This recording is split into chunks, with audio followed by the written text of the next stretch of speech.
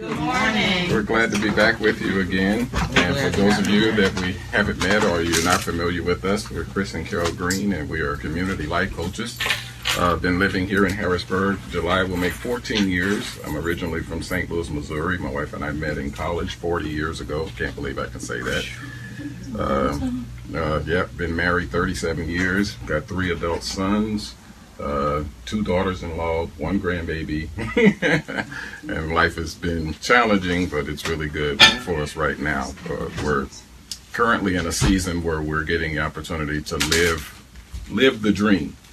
That's the best way I can say that. Don't mean that financially everything is great and all of that, but when you get a chance to live your purpose, which is to help people change lives, then it drastically changes everything for you. The reason why that's so important that I share that with you is because of the circumstances even in which I was born. My mom was pregnant with me. She was 7 months pregnant when she lost her baby, 2-year-old son. So I have a brother that I've never met. Lost him by way of a food choking accident. He choked on some grapefruit while they were just eating breakfast one morning. And so 2 months later, I was born. And so people that are involved in psychology, psychiatry tell you that the state of a mother does affect the unborn child. So I was born with a lot of pessimism, a lot of sadness, overwhelming feelings of grief, never really expecting things to go right in my life. So I kind of lived my life. Many people are there expecting things to go wrong. You always prepare for the worst. Now, there's a good part about that in that you're prepared for the worst, but when you never expect anything to go right, you're never ready for good times, and you don't thoroughly enjoy them. You don't even recognize them when a good thing comes into your life. He met a person who was an optimist. Yeah.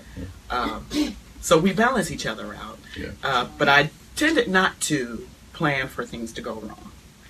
So he comes into my life to help balance me out.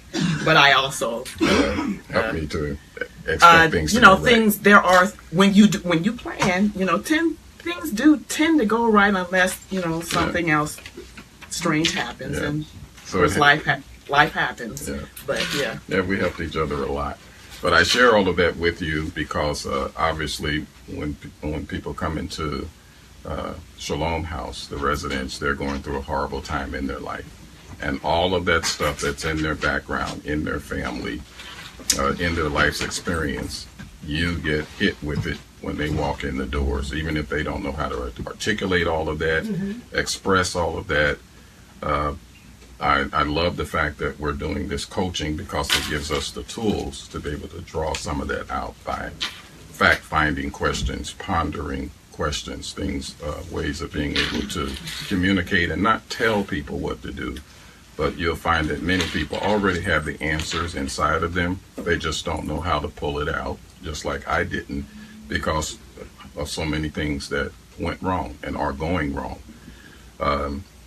We were brought in today to talk with you specifically about another level of the trauma and the issues that are in people's lives, and that is the spiritual aspect. We've been involved with many organizations and many groups and churches and ministries and everything. And it's when you talk about spirituality, it becomes very controversial because there are many people that don't consider themselves religious or spiritual and all of that. But it's sort of like this, from my perspective in life, and that is just because you don't believe in trains, if you're walking down the track with your eyes closed, it doesn't mean that you can't get run over by one just because you don't believe in it.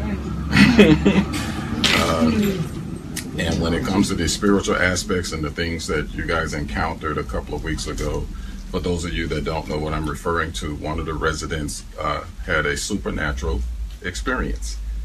And it's something that in third world countries and nations, they are very familiar with. Here in the West, we dismiss those types of things as simply being mental health issues. No, but they are very, very real. I come from a background in my own family background where these types of things are very, very real.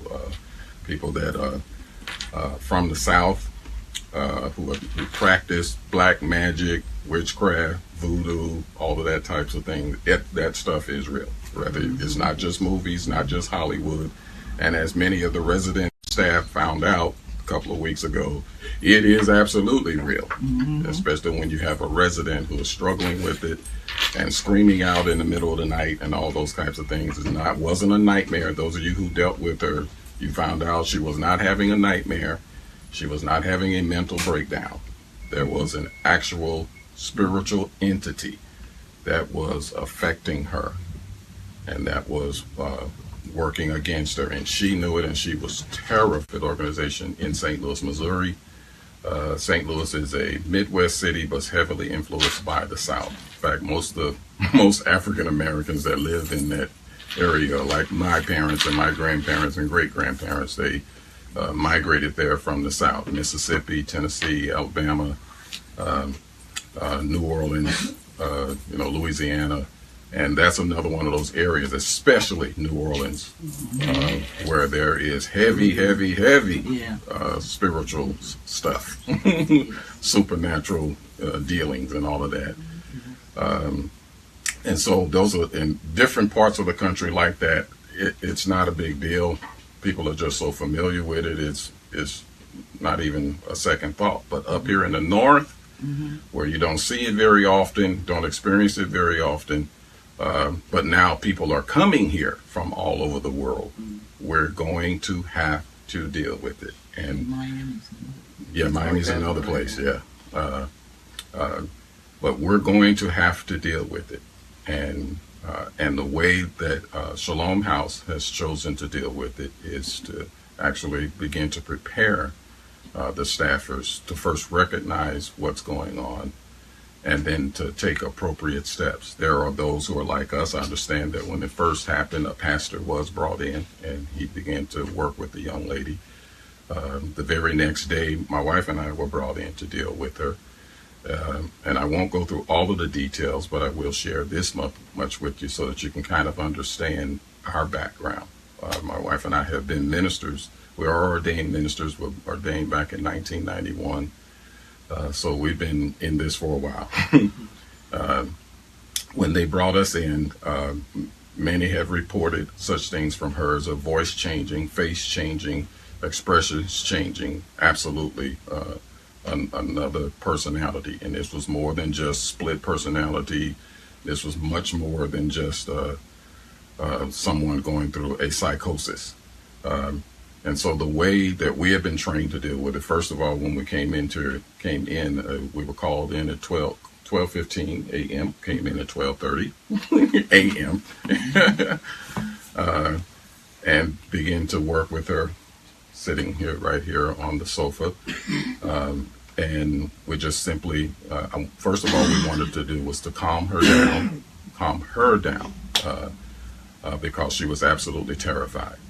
Also wanted to calm all of the residents down, because everybody heard her screaming. Everybody heard what was happening with her. So the first thing we did was brought calm and peace to the situation. I had my wife to stand here at the bottom of the steps and speak to everybody, hollering, kind of, raising her voice up the steps so that everybody could hear her. It's okay, just be at peace. And then we prayed for everybody, just to bring calm and peace to the whole house. That's one of the first ways that you have to deal with that situation. You need to calm everybody down. I'm going to show you some references in the Bible where that's what Jesus Christ actually did. He always brought calm and peace to the situation first. You don't just jump in and start trying to attack. Because one of the things that's happening to a person like that, they are not always aware. And as we interviewed her and asked her questions, from her perspective, she thought she was having a nightmare. She was not aware that this was really happening to her. She thought that she was having a nightmare. And when she would awaken, all these people are in my face, or how did I get here? And why are you talking to me like that? And so we've been aware for many, many years that is what happens to people. So that's why we first just talk with her, so that we can distinguish between her personality and this spiritual entity and who we're talking to.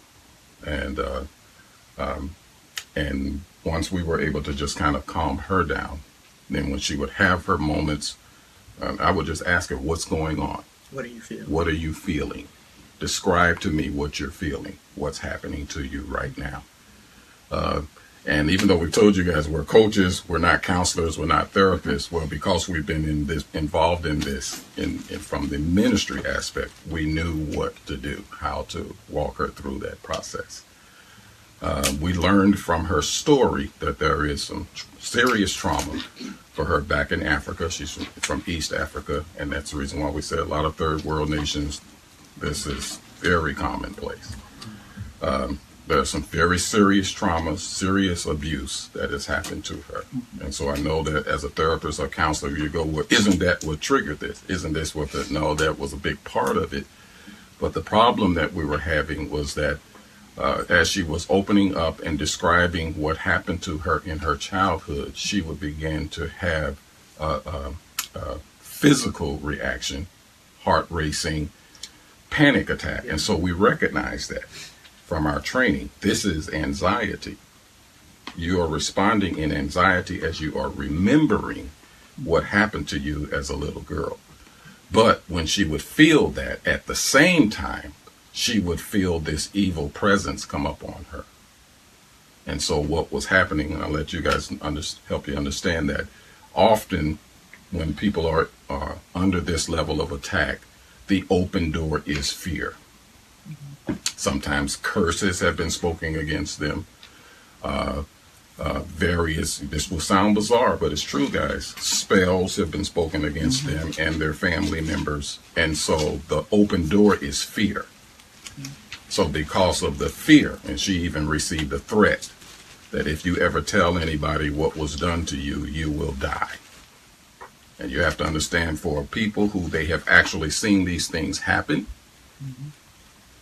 they have seen family members try to defy the witch, the warlock, the spell person, the witch doctor, whatever word you want to use.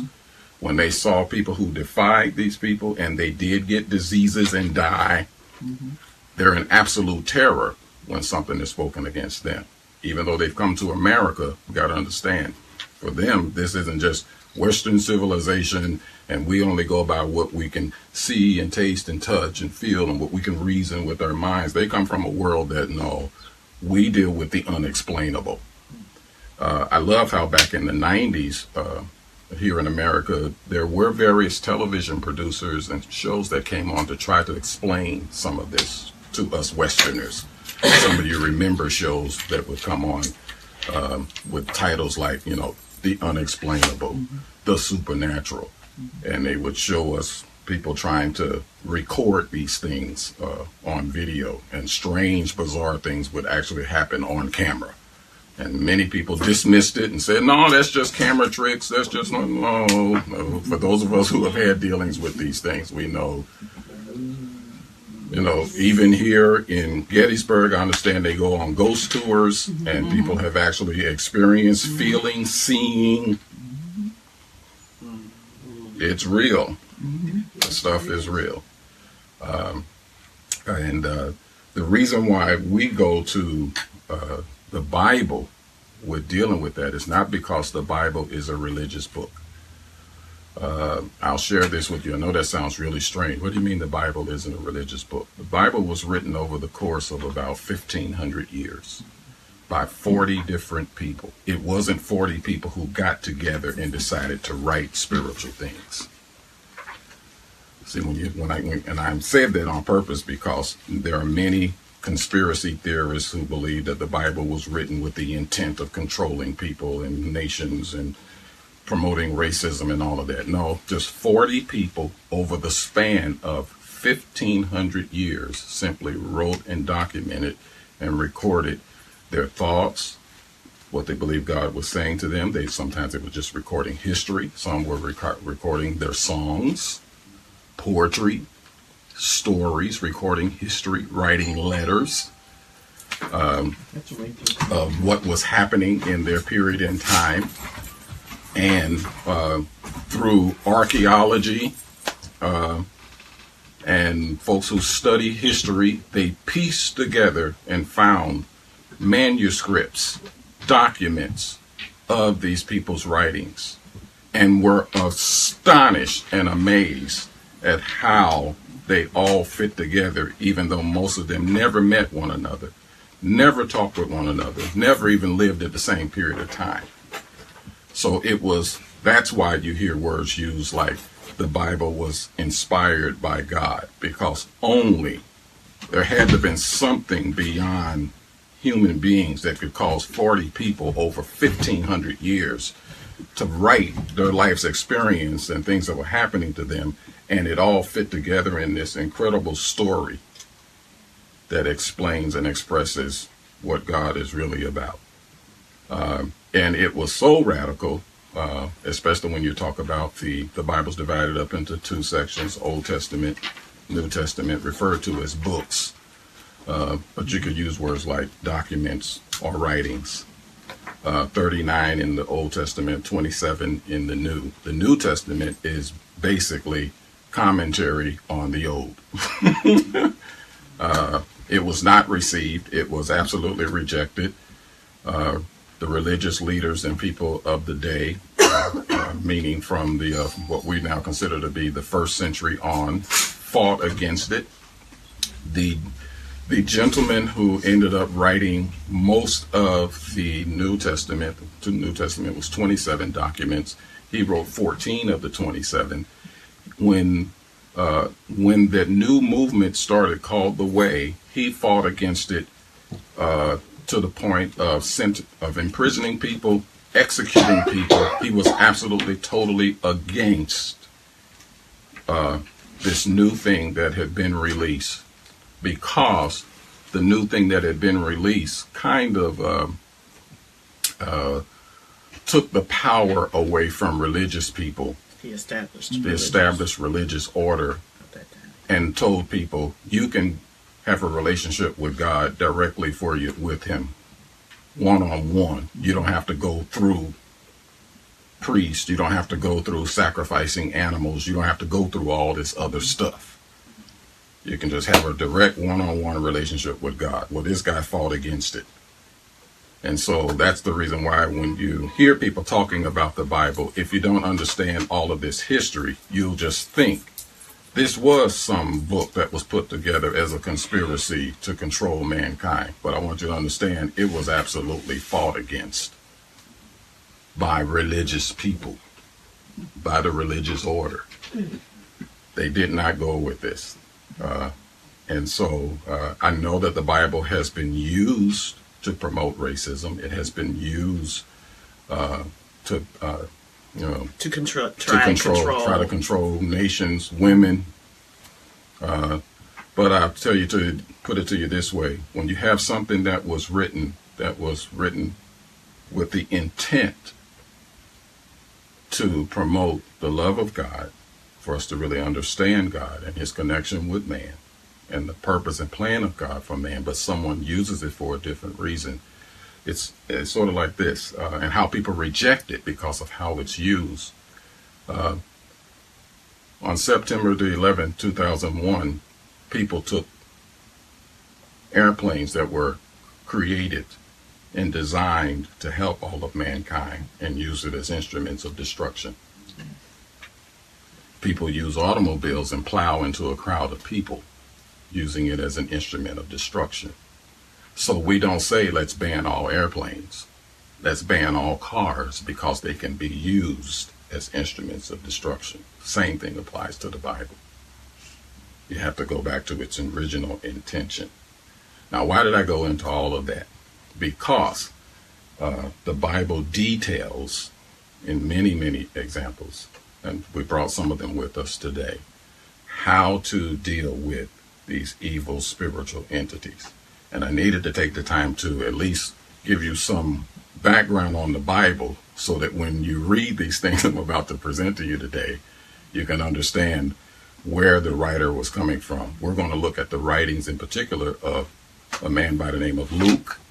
He was not a religious man. In fact, he was a doctor. He was not a Jewish man. He was a Greek. And so, why am I sharing that with you? Because this is a man of science. All he did was documented what I saw, what I heard. That's it. He wasn't trying to promote a religion. He wasn't trying to promote a particular belief. He just simply saying, this is what I saw. This is what I heard. And he gave just the facts. And yes, we will take the time to actually read it. I'm going to have my wife to read. Reads a lot faster than I do. As we read through these particular accounts, all of them were recorded by Luke. All right. So the first one is Luke 9, 9th chapter, 37 through 42nd verse. Now it happened on the next day, when they had come down from the mountain, that a great multitude met him. Suddenly, a man from the multitude cried out, saying, Teacher, I implore you, look on my son, for he is my only child. And behold, a spirit seizes him, and he suddenly cries out. It convulses him so that he foams at the mouth, and it departs from him with great difficulty, bruising him. So I implored your disciples to cast it out, but they could not. Then Jesus answered and said, O faithless and perverse generation, how long shall I be with you and bear with you? Bring your son here. And as he was still coming, the demon threw him down and convulsed him. Then Jesus rebuked the unclean spirit, healed the child, and gave him back to his father. Luke 8, 26 through 35. Then they sailed to the country of the Gadarenes, which is opposite Galilee. And when he stepped out on the land, there met him a certain man from the city who had demons for a long time. And he wore no clothes, nor did he live in a house, but in the tombs. When he saw Jesus, he cried out, fell down before him, and with a loud voice said, What have I to do with you, Jesus, Son of the Most High God? I beg you, do not torment me. For he had commanded the unclean spirit to come out of the man. For it had often seized him, and he was kept under guard, bound with chains and shackles. And he broke the bonds. It was driven by the demon into the wilderness. Jesus asked him, saying, What is your name? And he said, Legion, because many demons had entered him. And they begged him that he would not command them to go out into the abyss. Now a herd of many swine was feeding there on the mountain. So they begged him that he would permit them to enter them, and he permitted them. Then the demons went out of the man and entered the swine, and the herd ran violently down the steep place into the lake and drowned. When those who fed them saw what had happened, they fled and told it in the city and in the country. Then when they went out to see what had happened, and came to Jesus, and found the man from whom the demons had departed, sitting at the feet of Jesus, clothed and in his right mind, and they were afraid. They also, who had seen it, told them by what means he had been demon-possessed was healed. Acts 19, 13 through 17. Then some of the itinerant Jewish exorcists took it upon themselves to call the name of the Lord Jesus over those who had evil spirits, saying, We exorcise you by the Jesus whom Paul preaches. Also there were 7 sons of Sceva, a Jewish chief priest, who did so. And the evil spirit answered and said, Jesus I know, and Paul I know, but who are you? Then the man in whom the evil spirit was leaped on them, overpowered them, and prevailed against them, so that they fled out of that house naked and wounded. This became known both to all Jews and Greeks dwelling in Ephesus, and fear fell on them all. And the name of the Lord Jesus was magnified. All right. We wanted to begin there just to give you, and you see we underline some particular things to show you that demons do exist. Evil spirits actually exist. And Jesus showed that he had authority and power over them. But when somebody tried to do it on their own, the demon said, Who are you? You don't have the power on your own to try to drive me out of a person. Why did Carol and I have success the other night? After talking with this young lady and finding out the difference between her torture that was a result of memory and the torture that was a result of an evil spirit. Then we spoke to that evil spirit in the name of Jesus and said, let her go. Come out now. And it left. We told her to relax. She leaned back on the sofa here and she said, I'm free. And then she said, I'm going to cry. And she started crying. That's not Chris and Carol. There's an authority and power that comes from God alone that he gives to those of us who have relationship with him. And so that's why Carol and I do not waste time getting into battles about religion and beliefs and all that stuff. Because I don't care what your belief is, if you don't have authority at this level where you're able to confront evil personified, if you don't have authority and power at that level, then you just got a belief system. And belief systems do not drive out demon spirits. Belief systems do not deal with the evil in this world. People have tried religion for hundreds of years to try to get the evil out of this world. It does not work. Judaism didn't make it happen. And even this is going to be kind of bold for me to say it, because the way turned into a religion known today as Christianity, Christianity as a religion still does not make it happen. No religious belief makes that happen, because Jesus did not come to bring a religion. He didn't come to bring another religion for everybody to follow. He came to establish the connection for mankind with God. And people took it over the years, and all of those documents and everything that was written so that we would recognize when it's God dealing with us in our lives. They took it and turned it into an instrument of control. And so here we are now living in the 21st century, and the truths and the realities are now hitting us face to face.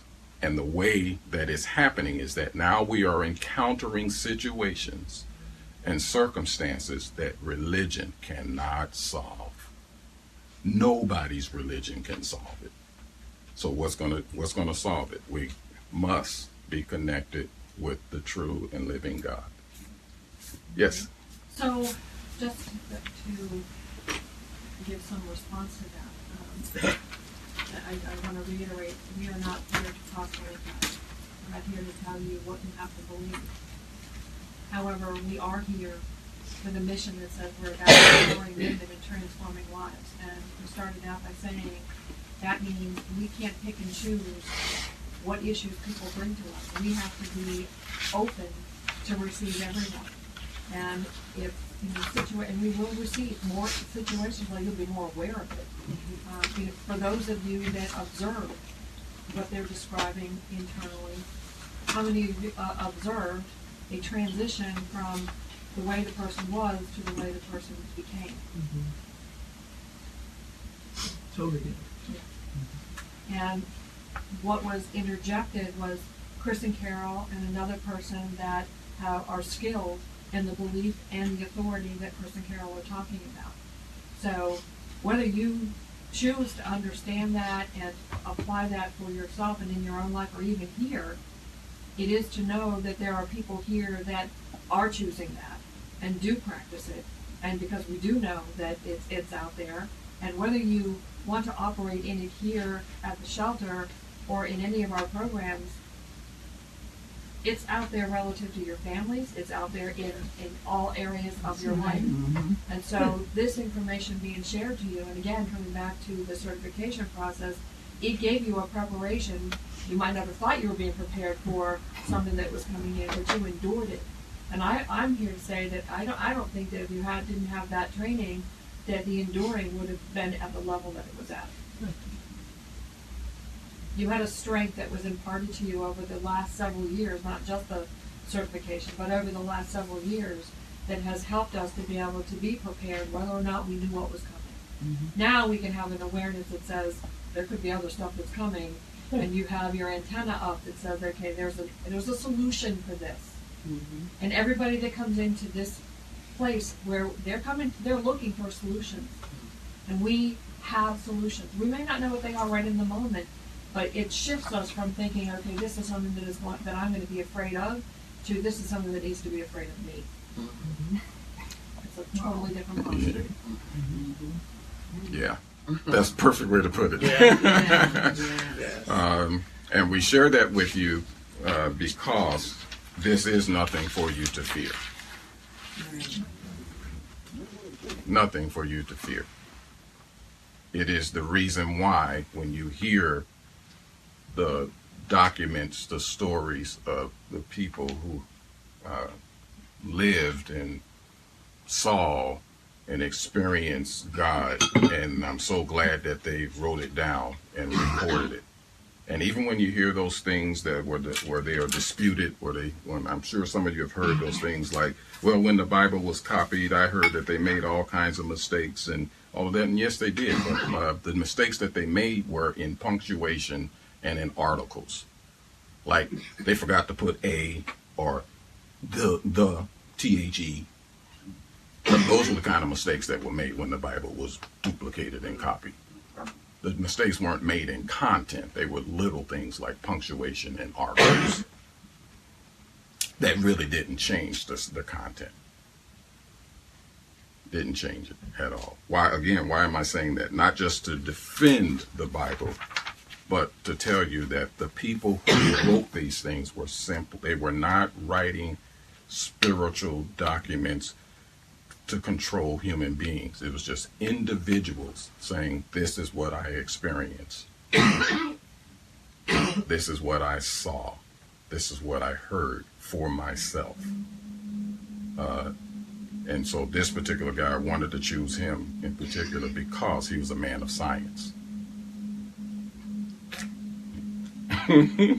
Just telling us how it was. Now, so to those of you that will be interested in moving further with this, at the bottom of page 1, it says in 2 Corinthians 10, that's a letter that a man by the name of Paul, he's the one who wrote most of what we call the New Testament, and all of his writings was just letters.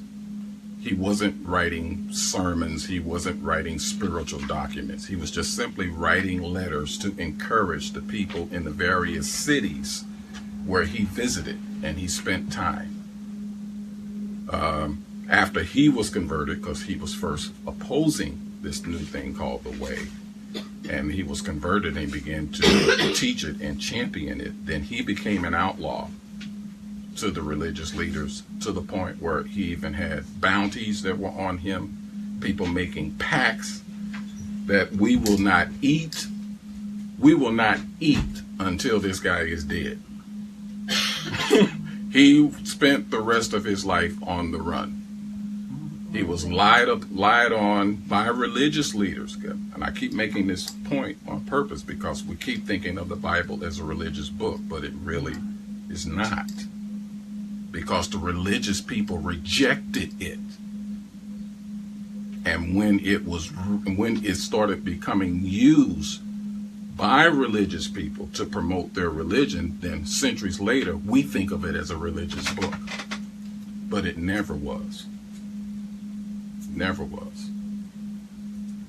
And so here's the same guy. He says in this letter, to help us understand this spiritual aspect, Paul admits to being mortal, living in the realities of the present world. See, I'm just real. But he does not war or fight with human weapons. That's our point. Our warfare is not against flesh and blood. Therefore, carnal or natural weapons will not do. We need weapons that are God-empowered or mighty in God. In a letter that he wrote to the people of Ephesus, and many of you've heard these cities' names in your maybe high school and college studies. These are real places that still exist to this day. Many of them still have the same names of those cities. So when you see Ephesians, that means he just wrote a letter to the people that lived in Ephesus, who were part of the way. And he gives them the way to deal with spiritual entities that are evil. And you'll love his analogy. You can read that. Analogy, yeah. His analogy. Finally, my brethren, be strong in the Lord and in the power of his might. Put on the whole armor of God, that you may be able to stand against the wiles of the devil. For we do not wrestle against flesh and blood, but against principalities, against powers, against the rulers of the darkness of this age, against spiritual hosts of wickedness in the heavenly or supernatural realm places. Therefore take up the whole armor of God, that you may be able to withstand in the evil day, and having done all, to stand. Stand therefore, having girded your waist with truth, having put on the breastplate of righteousness, and having shod your feet with the preparation of the gospel of peace.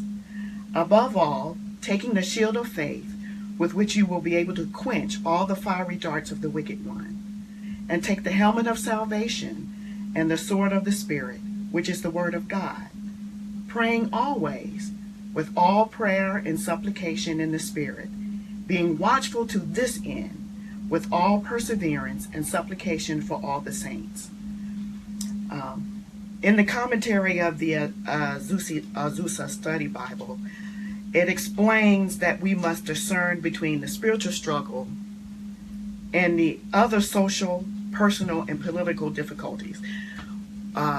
In dealing with the resident, we were dealing with a person who was not just struggling with something that was natural. They were dealing with social issues. They were dealing with how they were raised. They were dealing with their culture.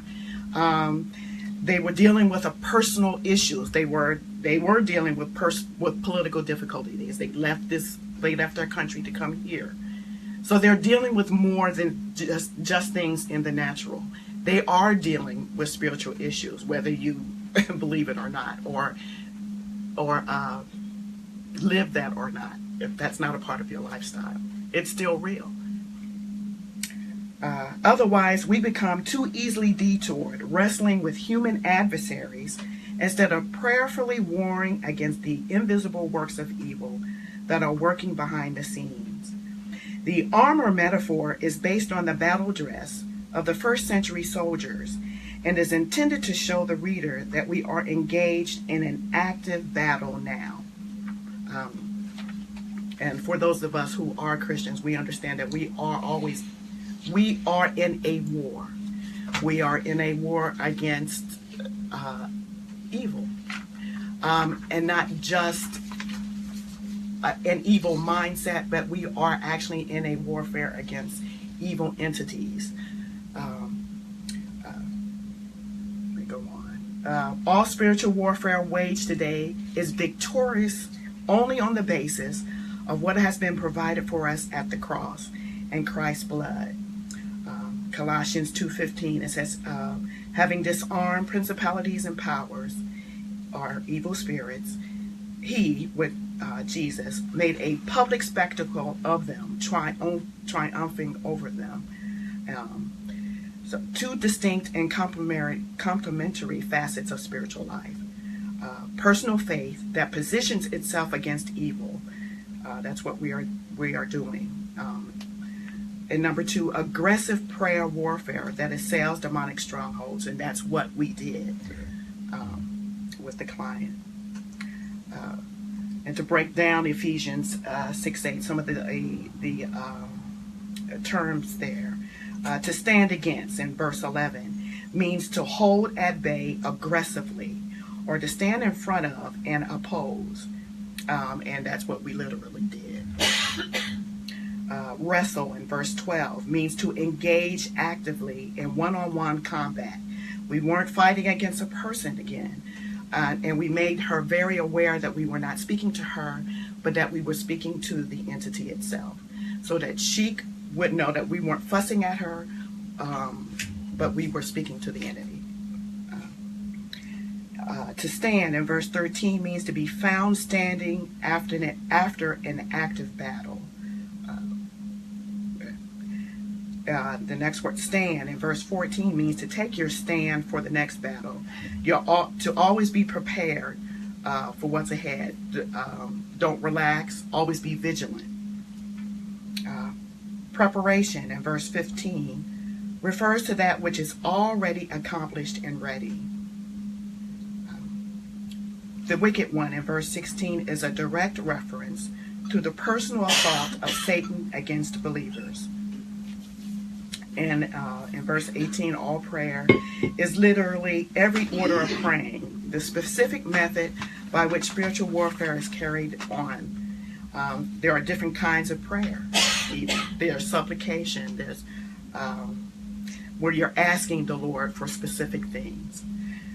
There's intercession, where you might be praying for someone else, for a specific situation. You're praying specifically for that. That's called intercession. And there's praying in the Spirit. So we're to stand in readiness for spiritual battle. Each day, we're consciously to put on the spiritual armor that God supplies. So each day we are to be ready, to be prepared, to stand and to wrestle against the evil one, against Satan, and those who stand with him. I want to read to you a quote from Dr. Raphael Green. He's actually my older brother, but he oversees several of an alliance of pastors and leaders. And we've been in a discussion concerning what's happening here in America. And this quote is very important because this speaks to the very heart of the issue, what's happening here. And I'll just read what he says. I have repeatedly asked why such things happen in ostensibly committed followers and leaders in the church. We were addressing the fact that there is a dear friend of ours who has now disavowed the faith. He basically had a crisis of faith in his own personal life. He was involved in a Pentecostal church. Some of you may be familiar with that particular denomination. He's had a crisis of faith. Could not answer the questions of why God allows things to happen the way they do in the world. Same kind of questions we all have. Why is there evil? Why is there suffering? Why? And so he came to the conclusion and has adopted the belief that is sweeping the world now. It really isn't new.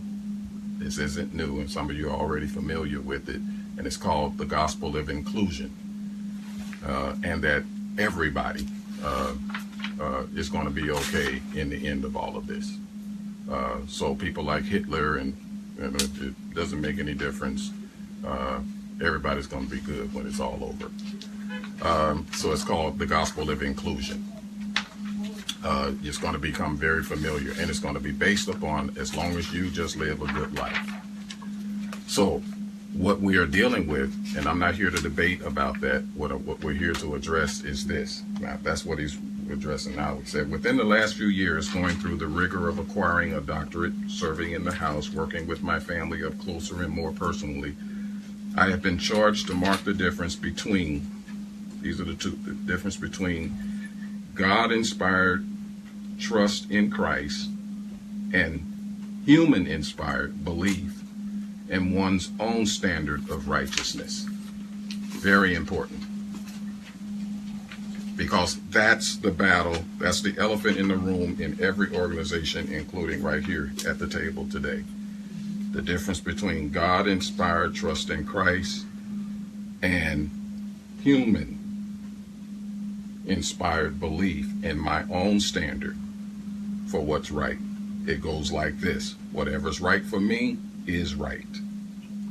And nobody has the right to tell me what is best, what's right or wrong. I'm not here to challenge that, but I am here to tell you that if you're going to enter into this realm where you're going to confront evil, our standard will not match up to no evil force. You may be able to live a great life personally, but you really won't be able to be the help that you need to be for people who are struggling in their lives at the level of this resident. Because when you confront them in your standard, and I'm living a good enough life, and them things ain't going nowhere. That's why we really let you read the story of guys who confronted a person who was seized by a demon. And they said, Jesus I know, and Paul I know. Who are you? Because coming up against us with your own standards and your own goodness ain't gonna work. That's what we're referring to. The only time we have seen it work where a demon has left, an evil spirit has left, is when they've been confronted under the authority of Christ. Just in response to that can seem daunting because you're even sharing it, but bringing it into one's own personal life. This person that we're talking about as far as the resident, we can go back to a very, very long time ago in her life and the rootedness that started then carries forward. But I would suggest that in any one of us, that if we look into our own history, you can start pinpointing some very heavy, negative types of things that had strongholds in our lives, and so there's some comparison relative to that. So the work that you're talking about and how many of us have tried to overcome that in our own strength, it's not any different. The same power that we need to overcome the deep rootedness of things that have been in our own lives is exactly what we're talking about.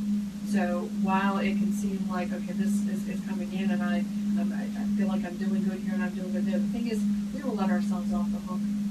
You know, my standard of what is good is going to be miraculously with whatever I'm doing at the moment.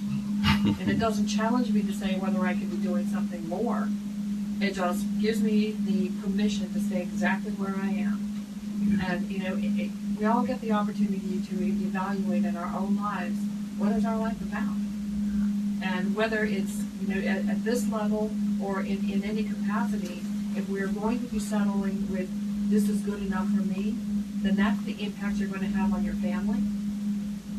They will only go as far as what you are defining. And if we're not getting honest with ourselves and defining if that's good enough, truly good enough, and if there's another level that gets going, what I personally embrace as far as there being a higher power is that for way too long in my own life, I lent myself to the power of the negative and leaning in that direction and believing that was, I didn't have the strength. And the truth is, I didn't. But I started practicing understanding that if there was something more that had more power, and intuitively it's like I believed that. I wasn't practicing it. I do now.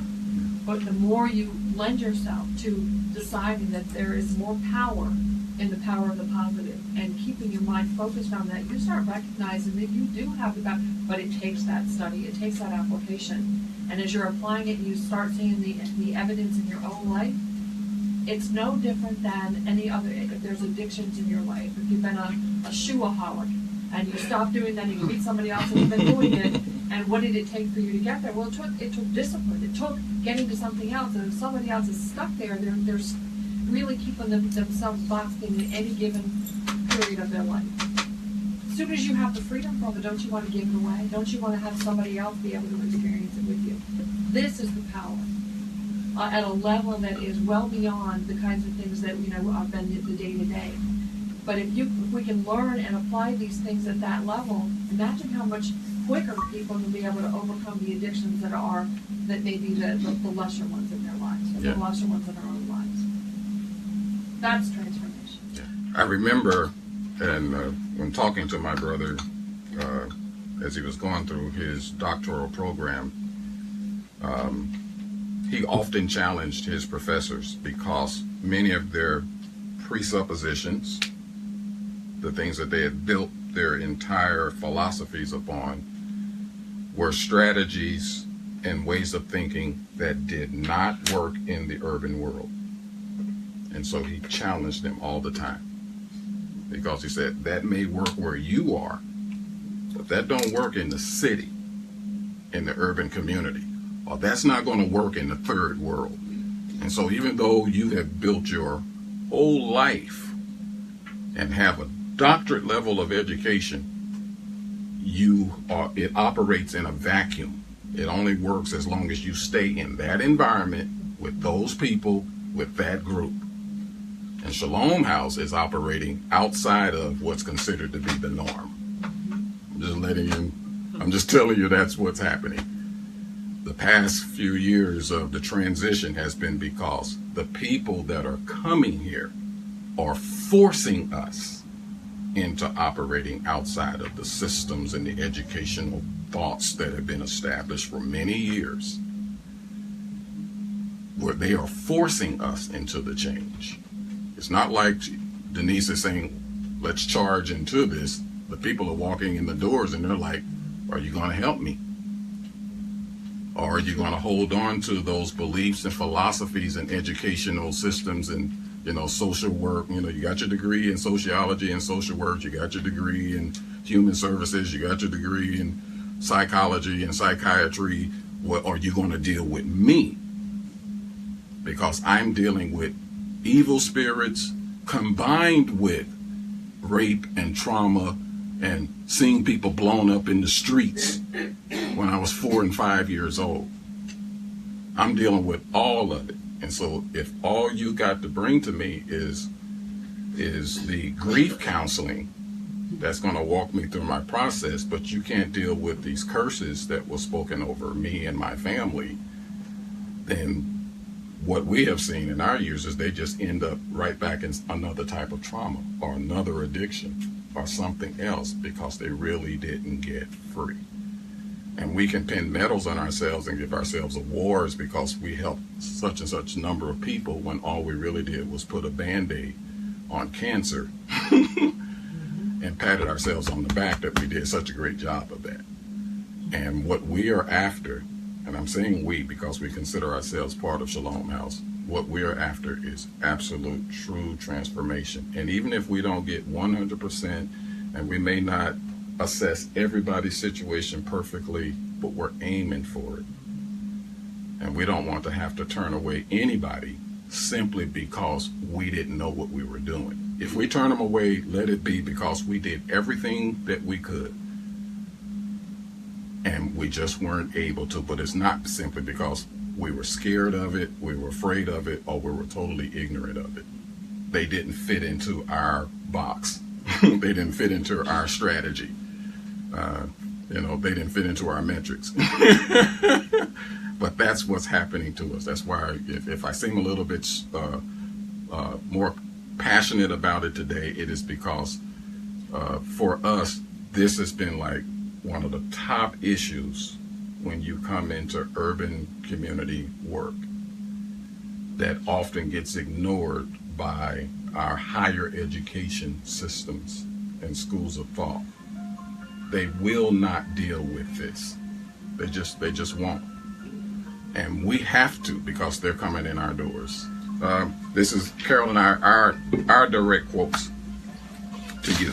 So in our experience, when it comes down to having the actual spiritual authority and ability to take on the true source of evil in the world and its manifestations through thoughts, acts, deeds, or demons, we have found that individuals are powerless to take them, meaning those evil spirits, take them on or defeat them unless they are connected with the only one in the universe who has defeated them. Past tense. Notice I said defeated.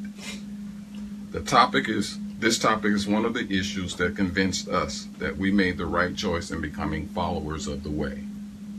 A genuine relationship with God that has nothing to do with religious practice and systems. We needed the authority and ability to overcome sin and evil within ourselves first, and that's what Denise has been addressing. Overcome what's in me and in helping others who wanted to overcome as well. So reflect back on the foundational beliefs of our coaching. You remember those of you who went through the certification. Remember when our first session when we said, we're not here to answer the deeply philosophical questions like, if God is so good, then why does evil exist in the world? And why does God allow suffering and death? For the sake of this coaching class, we submit this thought for consideration. Those of you who are about to go through the certification, you will see this paragraph again.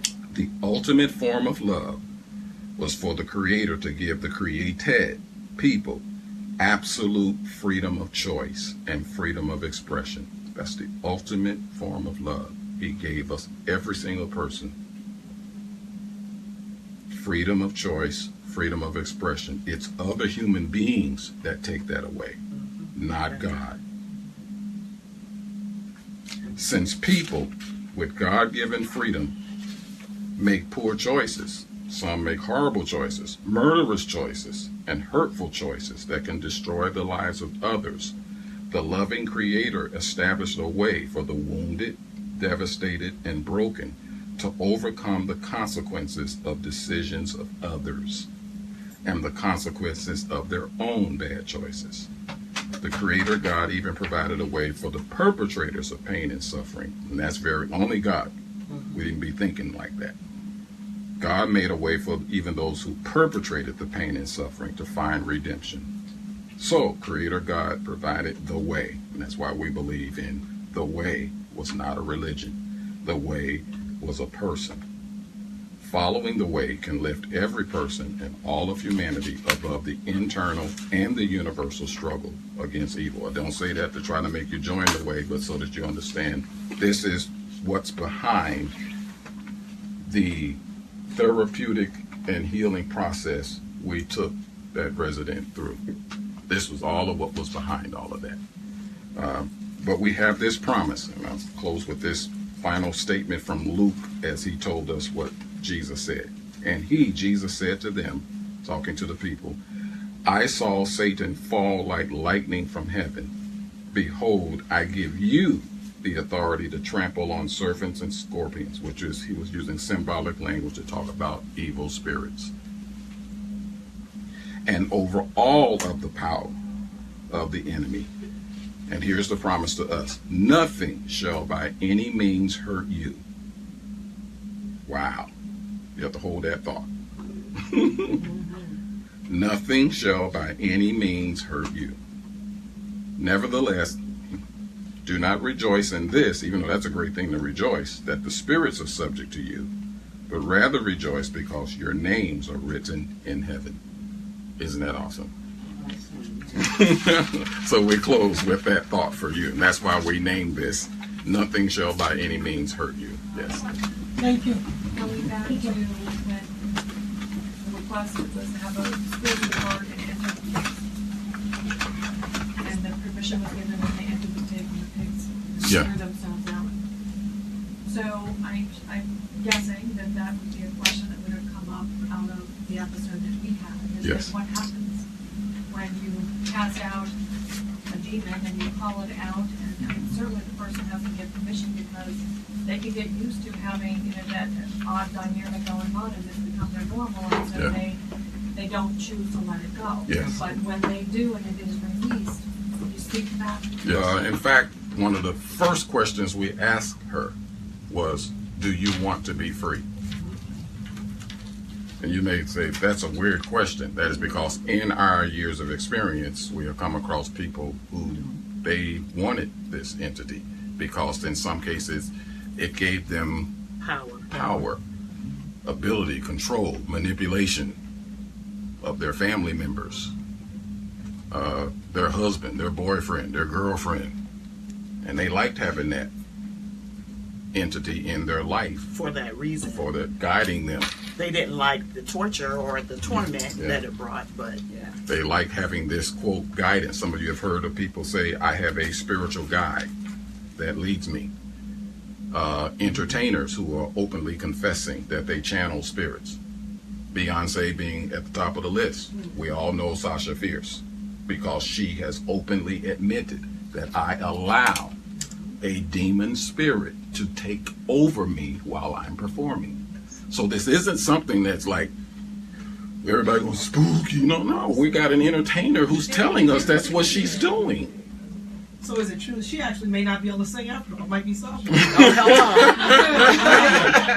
So don't think of that we're saying what we're saying to you is coming way out of nowhere. No, we have a worldwide known entertainer who has told everybody openly.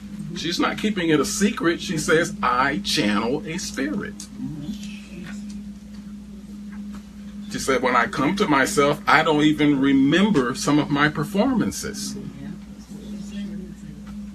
So I'm saying this to you so as you understand there are people who want what they are channeling, but then there are others who, I don't want this. So we asked the young lady, do you want to be free? And when she said yes, that's all the permission we needed. Because if the person doesn't want to be free, you can stand there and talk and counsel and take them through therapy, exorcism, and all the rest, and nothing's going to happen because they want it. So we ask her. And it is true that these spirits will go somewhere, even to look for another person to inhabit. And that is the reason why our first step was to come and pray for the entire house. Now, she did tell us that when she got back to her room, that thing was in her room.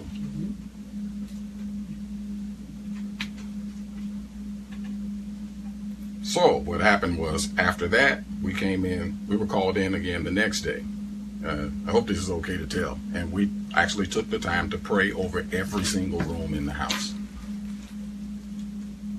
commanding any evil spirit that would try to enter Shalom House from this day forth, that you have no authority and no rights here. Because we as people of God have been given that authority. That's why we read it to you. Jesus said, I have that authority, so now I'm exercising that authority. This ain't Chris and Carol Green. We're exercising. You got to find someplace else. You can't come here. And from what I've heard, you haven't had, am I right? Nothing's happened since then. Now, that's not us. That's simply us operating in the authority that we have been given. And that Jesus said, I give that to you, and nothing shall by any means hurt you. Right? So hopefully that answered the question. They do try to find other places to go. They actually said it, as Luke said, they were afraid to be. They came up with, are they going to get, I'm exaggerating here, but they're going to get in my car and they're going to go home. No. What do you say? I have a yes and no answer. If you are going to operate in fear, they look for open doors. So it's not get in your car and go home with you. It's if you're going to live in fear, they love operating in the realm of fear. So if you're afraid of them, then it's almost like the predators in the jungle who smell fear from the prey. So I'm coming after you because you're scared of me.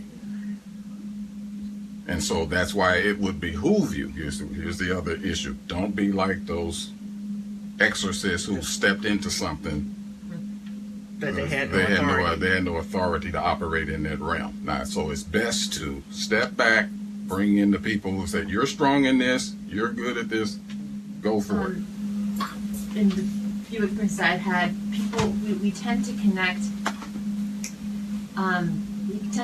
our ideas about these spirits with spiritual practitioners, right? So if you come from, especially if you come from a place where there are people who call themselves witches and warlocks and whatever else, and then some other folks come in and pray with you, and the spirit goes away, right? Like we start to attach our ideas about the power of these spirits with other people, right? And then, so it's very difficult to distinguish. It's very difficult to go out on our own and believe that we're protected, by the master of the universe and not by the person who prayed with us. Right. So, and especially again when you're walking back into traumatic situations, and there's that difference between dealing with human problems and dealing with spiritual problems. Because human problems are so freaking traumatic. Yes. Right? Yes. It can be so hard to see where that line is. That's it, exactly. And so one of the things that we did do, just to even get us started in this part of the journey, some of you know we took her to church with us. And not just taking her to church, but Carol and I were speaking that day. So we actually brought her to church at a time when we were going to be speaking. That way we weren't going to have to be concerned that she would hear something strange and bizarre that would be way over her head and all of that kind of thing, or something she didn't even need to hear at all. Some of you smile when I said that. It's been your experience, I guess. But what we seek to do is the same thing that we train people to do in their coaching, and that is you always want to empower the individual. It's the same thing. It's just that for many of us, our religious upbringing and manipulation of scripture has made us dependent upon the spiritual practitioner. We're dependent upon the pastor to give me everything that I need each and every Sunday or Wednesday or whatever night that we come, rather than being taught to feed ourselves, to get empowered from God directly without having the middleman. Now you can see why the religious people were so upset with the way. Because the way took out the middleman. And the middleman was making a lot of money, even back in those days. Got a lot of respect. They were making a lot of money. When they had to bring those sacrifices, you may not have seen the financial connection, but when they would come in to offer those animal sacrifices, they had to purchase the animals from the same place where they were going to make the sacrifice. Well, we think about how much of our economy is dependent on On religious, yeah, absolutely. And of course, I'm not saying everybody the same, because a great many religious organizations are pouring money into the communities and trying their best to help.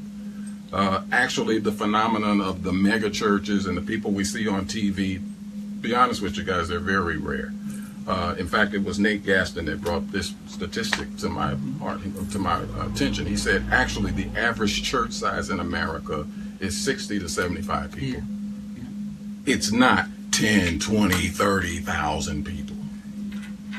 The average church size in America is still really small groups of people. And those small groups, most of the time, are just taking their money, pulling it together, and they're feeding families and trying to help people in the neighborhood or just among that group. But when you get those negative images put out there with the big mega church or ministry, and not all of the mega places are bad. A lot of them, we just found out, for instance, when we went to Washington, D.C. A couple of weeks ago, we were part of a group of people that was being honored for their work in the communities, and one of them was a woman from, some of you have heard of T.D. Jakes Ministries, big 30, 40,000 member church in Dallas, Texas. She is head of their counseling center. And she said, we offer all of our services to the community for free. Mental health services, you name it, everything. Counseling, therapy, mental health, everything, free. And they have a full staff of therapists and counselors that have to be paid. So all of that money coming in that church is not going to T.D. Jakes. He's paying people to help the community. And his dream is the same as people like Denise, and that is, we're going to pay people well. We got to get out of that mentality that if we're going to help the community, let's pinch off and pay people minimum wage for major work we're trying to do in the community. Like, we're going to hire the best therapists and counselors that we can find, pay them well, and offer it for free to the community. The fact that they're even providing counseling through the church it's major. Is a phenomenon. It's phenomenal. Yeah. Because they're recognizing, many are recognizing there's a real need. You've got both and that's why I didn't want to be top heavy on this spiritual thing. We recognize, even with the resident, we have trauma there, as well as a spiritual entity. So we didn't approach it as if though, well, she just needs the demon cast out and she'll be fine after that. We're like, no, after that. And we actually made the recommendation to Denise. I said, she's going to need ongoing care. We've got to, I gave her a recommendation that it's beyond even for us as coaches. She's beyond life coaching. She needs the serious therapy, counseling, trauma support. Yeah. She really needs it. And I really want to share that for everyone. You don't have to feel like you got to become suddenly this spiritual giant. It's just that those of you who are assessing the mental and the emotional problem, then you're right. But all we're saying is don't dismiss the spiritual. And those of you who are tend to be more spiritual side, don't dismiss the fact that somebody could be having a psychosis. Don't dismiss it. And all we're saying is we've got to get out of the mentality that it's either or. How about it's and both? And we're being equipped. Still, stay in your lane. Those of you where, like, I'm really good dealing with the emotional things, with the mental things, stay in your lane. But like you guys did, it's like, okay, this is spiritual. Y'all called us, and you called another pastor. Said, and all we're saying is, at least we were ready when it happened. And that's what I applaud you about. We were ready. We were ready to say, let's do both. So, A couple of things. The first thing is, because some could be saying, well, are we really allowed to do something like that? We are, because she came to me and said, Mamie, I was very sick at the time, and she said, I know you're sick, you might not want to be bothered. I'm here. You're not bothering me. What is it? She said, I really need help. Do you know any pastors that can help me? And she said that to me in the kitchen. Wow. And I said, well, what's going on? This is before it happened that night, but I hadn't got time to be briefed. She came in right away as soon as I walked in. And she said that I'm having problems. I have this demon that attacks me. And I'm thinking, oh, come on, I'm sick as hell. Are you serious? I need a sick day.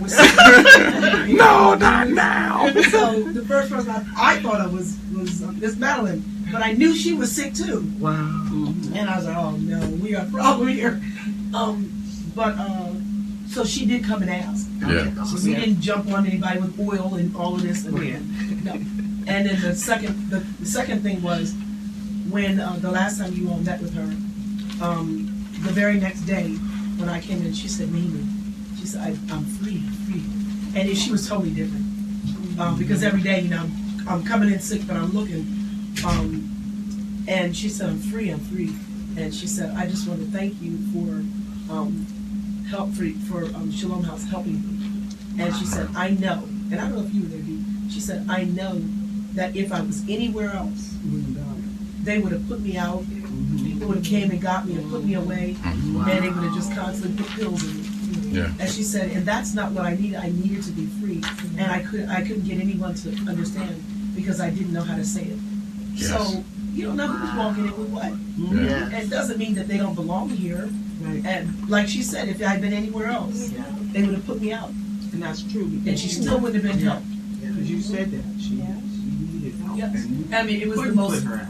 heartfelt, saddest, pitiful. Yeah. Like, help me. And then actually, when she first came to me, that was the last thing she said. She said, please help me. Please help me. And I was actually here when the episode happened, Yeah. but I wasn't scared. And I was like, she was coming to office and, sit with me. And, I asked, can I pray over her? But Yeah. I couldn't. So I sat in my seat and I prayed to myself and I seen her calm down. I'm so glad that this is a place that does not reject the spiritual aspect of human beings, because we are all body, mind, and spirit. And so since most people only deal with body and mind and dismiss the spirit aspect, I want you to understand the uniqueness of Shalom House and places like this, even the churches that are beginning to embrace the mind aspect, because many churches and ministries have only said we are spirit, and we don't talk about body, and we don't even talk about mind. And so I'm so glad I've lived long enough to work in a place where we said all three must be addressed, and we're being equipped to address, and having someone like Denise that if we don't have it in house, we're going to find somebody that specializes in that, because we want to help the women and the children. All right. Well, I just want to thank that. We applaud what you're doing, and we thank you so much for the continued work you do with us. We would not be here without you. So thank you. Is this one helpful? Yes, Yes, yes, very helpful. Echoed. Put a lot of light.